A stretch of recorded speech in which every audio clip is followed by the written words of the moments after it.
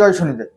প্রিয় দর্শক বন্ধুরা, আজকে একটা ভিডিও আপনাদের সামনে নিয়ে হাজির হয়েছি, যেটা টাইটেল এবং থাম্বনেল দেখে আপনি বুঝতে পেরেছেন যে মেষ রাশির 2025 সালে যে সাড়ে সাতির রেজাল্ট, সেই সাড়ে সাতির রেজাল্ট 2025 সালে কেমন যাবে। মেষ রাশির অনেক ব্যক্তিরাই কিন্তু এখন মন ভেঙে রয়েছে যে সাড়ে সাতি লাগছে, কি হবে না হবে। দেখুন, এরকম ধরনের কোনো ব্যাপার না। সব থেকে বড় ব্যাপার যেটা, যে মেষ রাশি হোক বা সিংহ রাশি হোক বা যে কোনো 12টি রাশির মধ্যে যে রাশি হোক না কেন, তার সাড়ে সাতি লাগুক বা না লাগুক, শনির পজিশন কিন্তু যদি ভালো থাকে জন্মছকে, তাহলে অবশ্যই কিন্তু সাড়ে সাতিতেও ভালো রেজাল্ট দেয়। আর যদি শনির পজিশন খারাপ থাকে তাহলে পরে কিন্তু এখানে খুব একটা ভালো রেজাল্ট দেয় না। তো আপনাদের যেটা করার দরকার সেটা হচ্ছে যে, এর আগে ভিডিওতে আমি বলেছিলাম আপনাদেরকে মার্চ মাসের যে আপনার সঠিকটা জানতে হলে ডেট অফ বার্থ, টাইম, আপনার জন্মস্থান এগুলি পাঠান, লিখে পাঠান, আমি আপনাদেরকে রিপ্লাই দেবো। তো প্রথমেই আমি বলে নিই, তার জন্য ক্ষমা চাইছি যে আপনাদের সবাইকে রিপ্লাই দিতে পারিনি, একটু কাজের জন্য ব্যস্ত ছিলাম, যার জন্য রিপ্লাই দিতে পারিনি। তবে আশা করছি যে এই যে মেষ রাশির শনি সাড়ে সাতির ভিডিও, এই ভিডিওটিতে আপনি অবশ্যই আপনার জন্ম তারিখ, জন্ম সময় এবং জন্মস্থান, কোথায় জন্মেছেন, এটা সঠিক হওয়া চাই। অবশ্যই আপনি কমেন্ট করে জানাবেন আমাদের। আমরা আপনাকে বলে দেবো যে মেষ রাশির ব্যক্তি যারা আছে, শনির পজিশন কেমন আছে এবং 2025 সাল সাড়ে সাতিতে আপনাদের নেগেটিভ ফল দেবে না পজিটিভ ফল দেবে।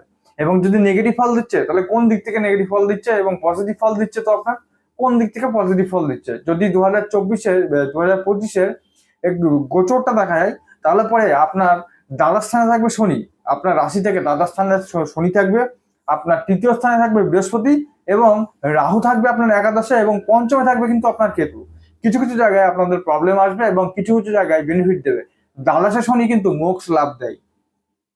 তো দ্বাদশে শনি যারা বিদেশে কর্ম করছেন বা বিদেশে যাবেন ভাবছেন, বা বিদেশে আপনারা সেটেলমেন্ট হবেন, বা বিদেশে একটা জবের জন্য আপনার চেষ্টা করছেন, অবশ্যই 2025 আপনাদের জন্য ভালো। যারা ইনলিগাল ব্যবসা করছেন, তো তাদের জন্য একটু কিন্তু সতর্কতাভাবে থাকতে হবে, কারণ দ্বাদশ স্থানে শনি আপনার জেল ফাঁস কিন্তু হওয়ার একটা সম্ভাবনা রয়েছে। কেন বললাম, কারণ রাহু আপনার একাদশ স্থানে, রাহু একাদশ স্থানে কিন্তু ইনলিগাল কাজের সঙ্গে আপনাকে যুক্ত হতে পারে। তো এরকম কিছু বাধ্য কিন্তু করাবে, যেরকম কাজ বাজ সেরকম কিন্তু আপনার, যেরকম কর্ম সেরকম কিন্তু ফল। তো এরকম ধরনের কিছু কর্ম আপনাদের বাধ্য করাবে রাহু, যাতে আপনি জড়িয়ে যান ইলিগাল কাজের সঙ্গে, সঙ্গে আপনি বিপদে পড়েন। সঙ্গে শনি আপনার দ্বাদশ স্থানে বসে রয়েছে, এখানে কিন্তু জেল ফাঁস হওয়ার সম্ভাবনা রয়েছে।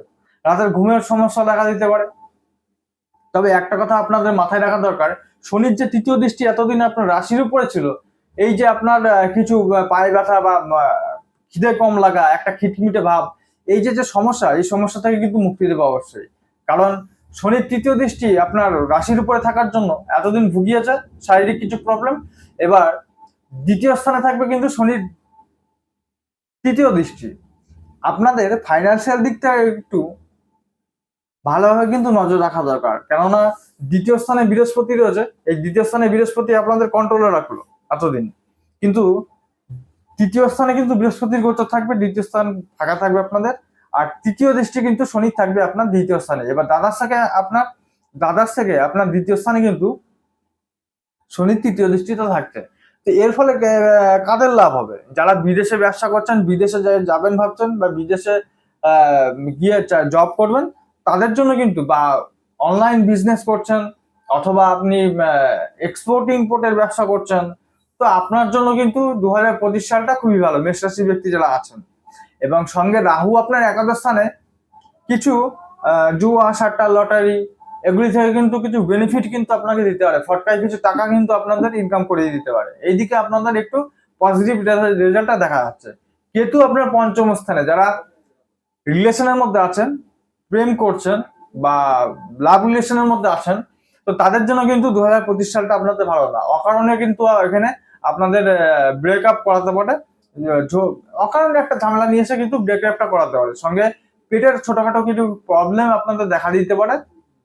কিন্তু 2023-24 যেরকম আপনাদের শরীর ছিল বা শরীর কেটেছে, তার তুলনায় কিন্তু 2025টা আপনাদের অনেকটাই ভালো যাবে।